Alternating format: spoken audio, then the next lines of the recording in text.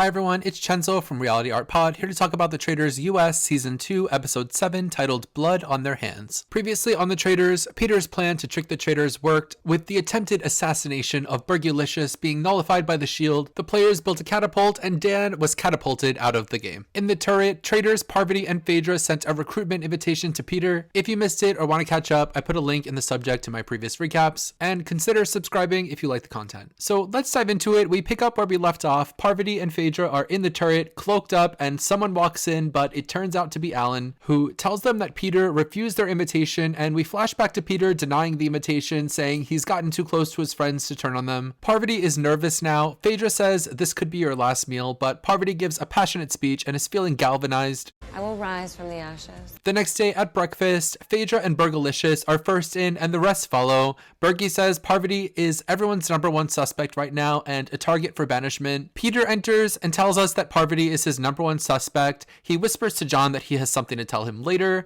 Kevin and Trishelle come in last, revealing that nobody was murdered. Peter keeps quiet about his recruitment offer, and Parvati sees this as an opportunity to manipulate him. Alan comes in a green jacket, neck bow, and knit hat, telling them to get ready for the challenge. Parvati proposes, so who got recruited, and asks a nervous Peter if it's him. Parvati is being really performative at this breakfast, and it seems like she doesn't care about being subtle at this point. I've got my predatory headband on, and I'm coming for that bachelor. Peter meets with his alliance, John, Kevin, Burgie, and Trishelle, telling them that he was recruited and said no. He tells them that his plan is to banish Parvati. Phaedra enters, and they dismiss her. Phaedra calls them the Peter Pals and reports back to the others that they're scheming. Trishelle suggests that they vote for Phaedra instead because Dan targeted her, so Trishelle is now onto Phaedra. MJ tries to join their conversation as well and gets dismissed as well. At this point, Sandra is over this. She organizes the rest of the players with pool balls, showing them that the Alliance of Five is a threat to the rest of them, and calls this other group the Leftovers, with plans to vote against the Peter Pals. Sandra's strategizing with the pool balls was really impressive and shows that she still got it. Groundskeeper Fergus dissociates and rings a bell, so they go in the woods of Derek McDormand. They need to bring gold through the woods without being caught by something spooky. As Alan explains the rules, Phaedra says, All right, Daddy.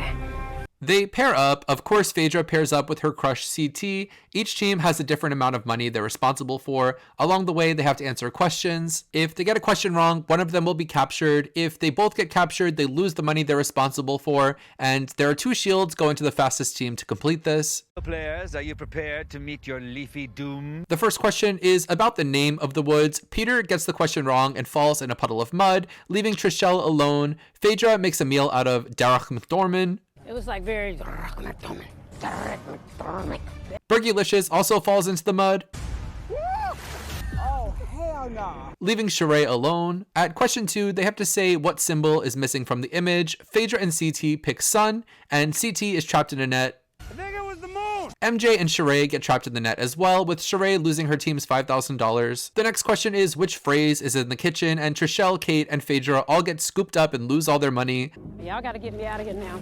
I feel like I'm back in the womb. Parvati and John are skittering through the woods, getting all their questions right. Sandra and Kevin nail it too. The final question has 2 versions of the portrait wall, and they have to spot the fake. They both get it right. Kevin and Sandra end up winning the shields, with Sandra being happy because she's never won any kind of individual immunity before. Back at the manor, silly CT dons armor and says he found a shield. The Leftover Alliance are plotting against Peter. CT tells Peter that he's on the chopping block, and now Peter wants to talk to Parvati and Phaedra. They have a very awkward conversation where Peter suggests they vote together, and Phaedra is not about that life and leaves. Parvati asks him, if you think I'm a traitor, why do you want to work with me? I was actually really excited for this round table, but then Alan tells them to don their coats and boots and meet them in the woods for a deadly outing by the river. So they meet in the forest around a fire pit, where Alan tells them there will be no round table or banishment. The traitors will be murdering, and they'll be saving each other, leaving 5 players eligible to be murdered. Because they won the shield, Kevin and Sandra get to start a safety chain, picking Sheree first, which upsets MJ because she felt that she and Sandra were close. Sheree saves Phaedra, who tears up and squeaks out that she's feeling... But her feelings are real because she's crying about their long-lasting friendship. Phaedra saves CT, her boo. CT chooses John over Trishelle, saying it's game over friendship. I feel like Alan shot me in the chest with a bullet. John has the last save and he saves Peter, leaving Trishelle, Parvati, Bergie, Kate, and MJ eligible to be murdered, but obviously not Parvati since she's the traitor. Back at the manor, Trishelle is unhappy. We need wine. You hate me? I don't think you care either way.